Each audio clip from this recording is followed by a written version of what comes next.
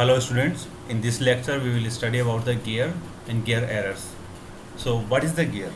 If we will define the gear, it can be defined as this is a power transmission is the movement of energy from its place of generation to a location where it is applied to performing useful. तो that means हम अगर समझें कि power transmission क्या होता है कि movement of energy एक जगह से दूसरी जगह पर जहाँ पे इसका जनरेशन होता है और जहाँ पे इसकी रिक्वायरमेंट होती है यूज़फुल वर्क में, तो उसे हम कहते हैं पावर ट्रांसमिशन। और पावर ट्रांसमिशन को अगर किसी भी कंपोनेंट के थ्रू एक जगह से दूसरी जगह पे हम पहुँचाते हैं तो उसी के लिए एक ट्रांसमिशन डिवाइस है जिसे हम गियर कहते हैं। तो gear is a component within a transmission device that transmit rotational force to another gear और डिवाइस। टाइप ऑफ गियर्स अगर हम डिफाइन करते हैं तो कितने टाइप के गियर्स हो सकते हैं, तो सबसे पहले हम डिफाइन करेंगे according to the position of axis of the shaft, और उसके अकॉर्डिंग आपके गियर हो सकते हैं तीन टाइप के। फर्स्ट पैरेलल, अगर शाफ्ट की एक्सिस आपकी पैरेलल है तो उसके अंदर हो सकते हैं आपके स्पर गियर, हेलिकल गियर और rack and pinion gear. Second आपका टाइप हो सकता है इंटरसेक्टिंग, अगर आपकी शाफ्ट की एक्सिस हैं वो एक दूसरे को इंटरसेक्ट कर रही हैं, then the type of gear can be bevel gear. And the third one non intersecting and non parallel, तो उसका एग्जांपल होता है वॉर्म एंड वॉर्म गियर। तो इस तरह से अगर हम तीन अलग अलग टाइप में डिफाइन करें according to the axis of position of the axis, तो हम इस तरह से इनको डिफाइन कर सकते हैं। सबसे पहला आता है स्पर गियर। स्पर गियर में क्या होता है, teeth is parallel to the axis of rotation. यहाँ पे ये जो गियर आपको दिखाई दे रहा है ये इसकी एक्सिस है और ये इसके टीथ हैं, तो दैट मीन्स हम देख सकते हैं कि दोनों ही एक्सिस और आपके गियर के टीथ हैं वो एक दूसरे के पैरेलल हैं। This transmit power from one shaft to another parallel shaft.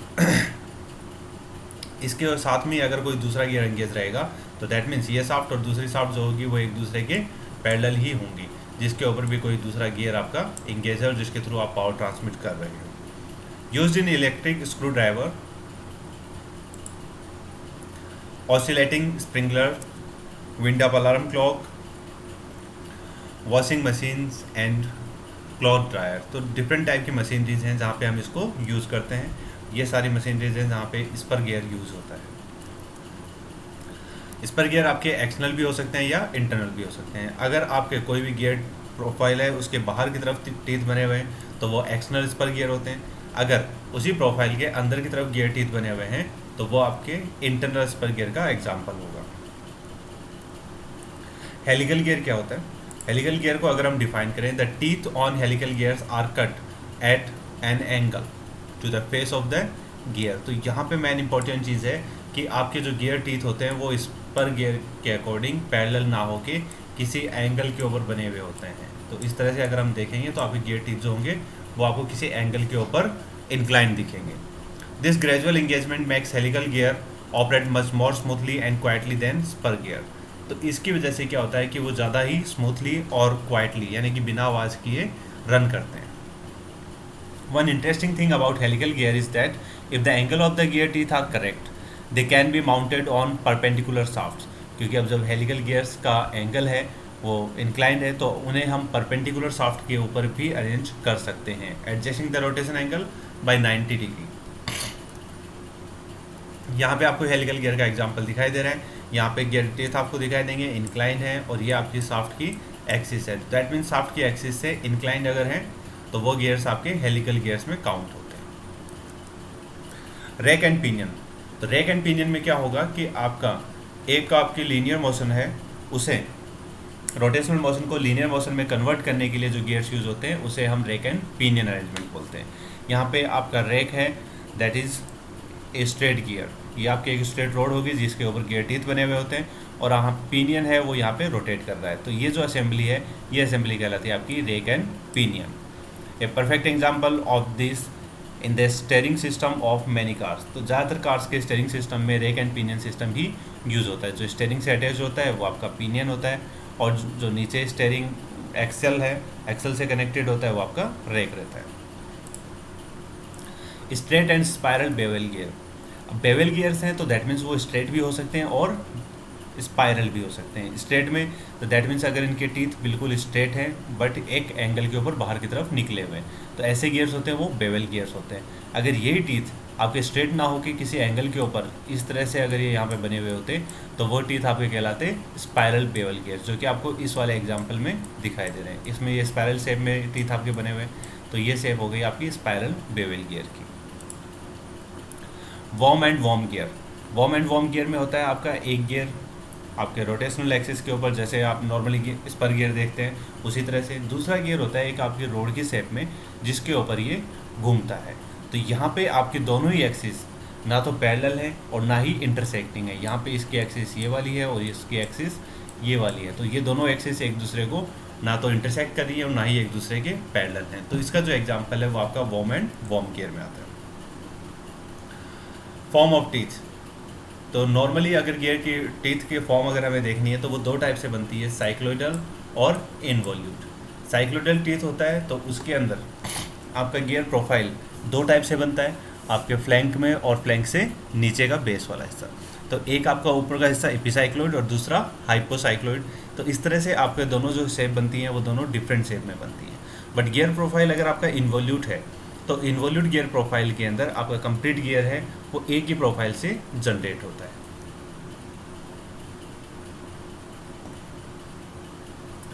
Nomenclature of spur gear. अगर हम देखें कि आपके गियर को हम किस तरह से एक्सप्लेन कर सकते हैं डिफरेंट टर्म्स को, तो वो इसका होता है नोमेनक्लेचर कि अलग अलग टर्म्स को क्या क्या नाम दिया जाता है।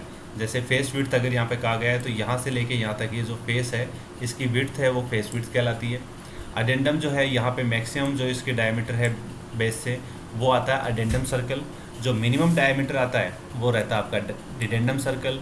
और जो दोनों के बीच में जहाँ पे इसके फ्लैंक्स हैं वहाँ के फ्लैंक्स के ऊपर जाने वाली लाइन जो है इसकी वो कहलाती है इसकी पिच सर्कल डायमीटर। इसके अलावा अगर हम वर्किंग डेप्थ देखते हैं तो जहाँ पे आपका क्लियरेंस लाइन आती है, क्लियरेंस लाइन रहती है आपकी डिडेंडम सर्कल से थोड़ा सा ऊपर, जहाँ पे दूसरा गियर है उसका टीथ यहाँ पे कांटेक्ट में आता है, तो वहाँ तक जो पॉइंट आता है वो आता है आपका क्लियरेंस पॉइंट। इस क्लियरेंस पॉइंट से डिडेंडम तक की जो लेंथ है वो आपकी आती है वर्किंग लेंथ। यहाँ पे जो हिस्सा ऊपर का है गियर का पिच सर्कल से ऊपर का वो कहलाता है फेस, उसके नीचे का जो हिस्सा है वो कहलाता है फ्लैंक। इसके अलावा आपके पिच सर्कल से एडेंडम सर्कल तक की डिस्टेंस है वो कहलाती है एडेंडम। यहाँ से डिडेंडम सर्कल तक की पिच सर्कल के बीच की डिस्टेंस है वो कहलाती है डिडेंडम। तो और ऊपर का जो हिस्सा है आपके टीथ का फेस के ऊपर वो कहलाता है आपका टॉप लेंथ। तो इस तरह से हम इसको डिफरेंट टर्म्स में डिफाइन कर सकते हैं। अगर टूथ स्पेस आपको डिफाइन करना है तो दो टीथ के बीच की पिच सर्कल के ऊपर जो स्ट्रेट लीनियर डिस्टेंस है वो आपकी टूथ स्पेस कहलाती है। टोटल डेप्थ अगर हमें देखनी है तो अडेंडम और डिडेंडम सर्कल है, दोनों के बीच की अगर डिस्टेंस होगी तो वो आपकी टोटल डेप्थ कहलाएगी। तो इस तरह से आपकी डिफरेंट टर्म्स हैं जो कि गियर्स में यूज़ होती है। नेक्स्ट टॉपिक आता है आपका मेजरमेंट ऑफ टूथ थिकनेस। अगर हमें टूथ है उसकी थिकनेस को मेजरमेंट करना है तो उसके लिए हम गियर टूथ वर्नियर यूज़ कर सकते हैं। गियर टूथ वर्नियर कैलिपर है तो उससे हम डायरेक्टली गियर टूथ की थिकनेस को मेज़र करते हैं। थिकनेस मेज़र करने के लिए हमारा मेन पॉइंट रहता है कि जहाँ से पिच सर्कल आपका पिच सर्कल है गियर टूथ से अगर क्रॉस कर रहा है तो उसके दोनों पॉइंट्स को हम यहाँ पे वर्नियर के टच करते हैं। वर्नियर के पॉइंट को टच करने के बाद हम ये देखते हैं कि आपका वर्नियर स्केल के ऊपर जो मेजरमेंट आ रहा है उस वर्नियर स्केल के मेजरमेंट के अकॉर्डिंग हम इसकी थिकनेस को कैलकुलेट कर सकते हैं।